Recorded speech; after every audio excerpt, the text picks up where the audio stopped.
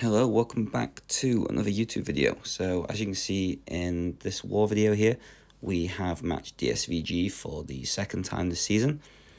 The first time was a really weird war where DSVG just seemed to drop loads and loads of deaths. Obviously an anomaly because now they're doing really good. They're doing all wars with like less than 5 deaths on average. So I joined this war quite late. I had some stuff going off the night before, so I just didn't want to join and risk doing any fights and losing connection or something silly like that. So the team of Dr. Doom, Red Magneto and Nimrod is being used. I have 2 fights in section 1, a shared fight in section 2, 2 more fights on the path, and then another shared fight. So like 6 fights altogether in this war. And section 1 I'm going to do while the boss is up and standing, and then section 2 I'm going to do while the boss has been dropped. So the unstoppable armor buff here on this Annihilus, it's the path 5 node, so they become debuff immune once you knock them down, but you also get a really big fury. And right here you're going to see the perfect example of waking up and not really paying attention properly to things, and just not really playing your best, but just how good Dr. Doom is at just controlling a fight completely in terms of everything from his damage mitigation to power control. You're just going to see it's just like a showcase really. And yeah, not my cleanest fight, but we get out of there with a solo, which is all that matters, and that's what we need. So the interesting thing about this node and Dr. Doom in particular is that it's just they become debuff immune. So because it doesn't state specifically stun immune, then they can be passively stunned, and that's what happens after the Dr. Doom special 3. So you're going to see there, Annihilus does actually get stunned even though technically they're debuff immune. That special 2 did absolutely nothing into Dr. Doom's block. And then I'm just going to throw this special 2. Now the protection comes back, but it's too late. Annihilus is down. Full attack bonus. We'll take that all good. So then we're going to move on to this Kitty Pryde here on the heavy hitter node of Ebb and Flow Knockdown.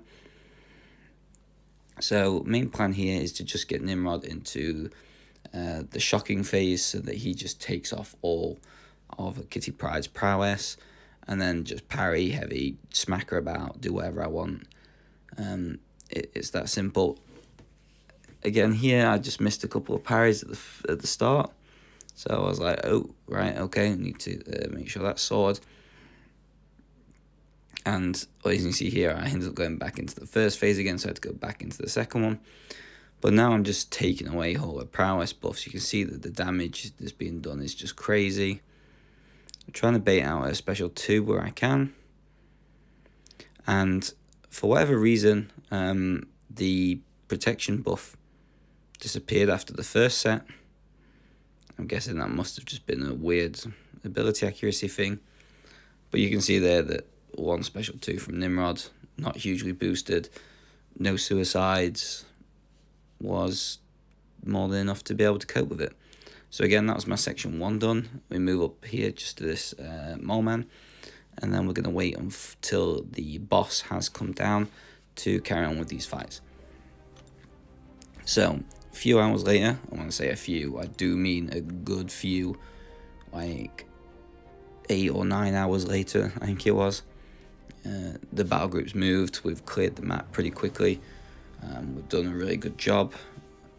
We haven't done it perfectly, but we've got it down, we've got it sorted. We even had to move a path or 2 mid-war with champions and people just to try and accommodate schedules, because you know everybody does have a life outside of this game. So we're going to come into this mole man fight here, and my teammate, another officer, had given me the White Magneto pre-fight for this mole man. So I'm just going to use a quick little potion here, Probably should have done it before I boosted, but the health difference wasn't that big that it actually would have made a difference either way. You can see here that we go into this Mole Man on Footloose. So the intention with the White Magneto is that I can now parry reliably and just do whatever I want to do. And I'm going to put a stagger on first and foremost, just because I want to be able to start rolling through with the power. For this fight and the other fights that I'm going to use Doom for, I did activate Mystic Dispersion, but I only put it to level 3, just because I don't want it to be too high for a later fight, and that then cost me any sort of like weird and serious power control issues. But you're going to see here with Dr. Doom, just on this Mole Man, a lot of people tend to do this. They can do this with the global up, but we just decided it was a lot safer, and the map worked out well that we could do it without having to have the global up. And you can see here, just put him in the Doom cycle.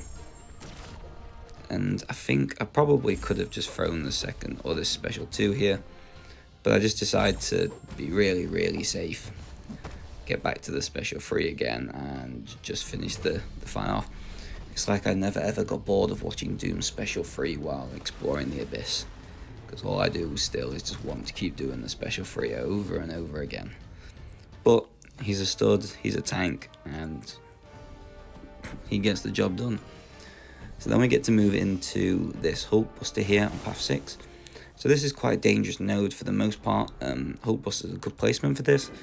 Whenever you nullify a buff off the champion, they gain 60% of a bar of power. Obviously, Hulkbuster gets a lot of armor ups. So if you are to use a Mystic, and also you have this really strong starting prowess. I think it's like a 200% prowess. So the game plan here for me was to just use Magneto for this, bait special 1s, and just kind of get to a special 3, and that should win me the fight. Was the basic plan. Now, I think it's on here. I think once or twice I go to parry, and I don't think it actually works. Was that in here? It was much earlier today when I did this. There we go. So I thought I'd hit one there, and I didn't get it, and then just got the unstoppable, and then lost all my prowess, and then had to start building them again. But you can see quite often I'm just tapping them once after they throw a special 1, just so that I could sort of get the fight rolling again and get the momentum going. And throw the special 3 here.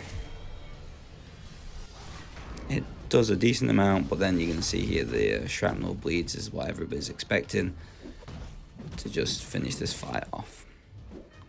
So that was Hulkbuster. Magneto's still on a full yellow bar, and my Alliance friend who put on the White Magneto pre-fight, obviously he's just moving up through path 5 now. So we're going into this Misty Night, and the plan for this fight was to just use a special 1. An advanced power start 1. Just get to the special 3 as soon as I can. Now the sharp-eyed people here will notice that I don't really play this node perfectly, but Magneto is such a brilliant counter to Misty that for the most part you don't need to worry.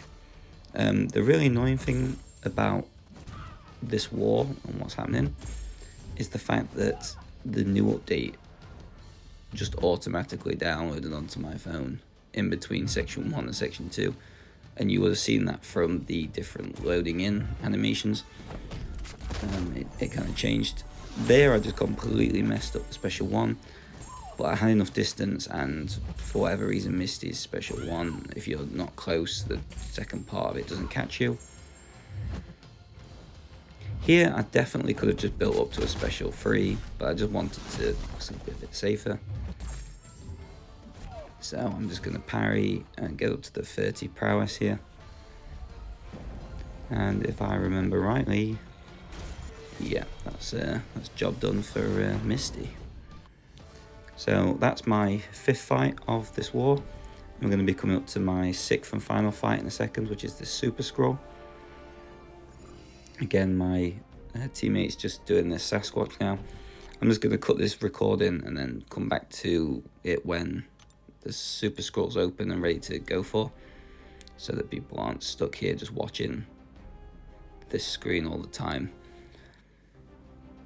So you can see here, Alliance Mate did the Sasquatch, put on another white Magneto for me. This is Mighty Charge, so with Mighty Charge and the white Magneto, you can reliably stun all the time.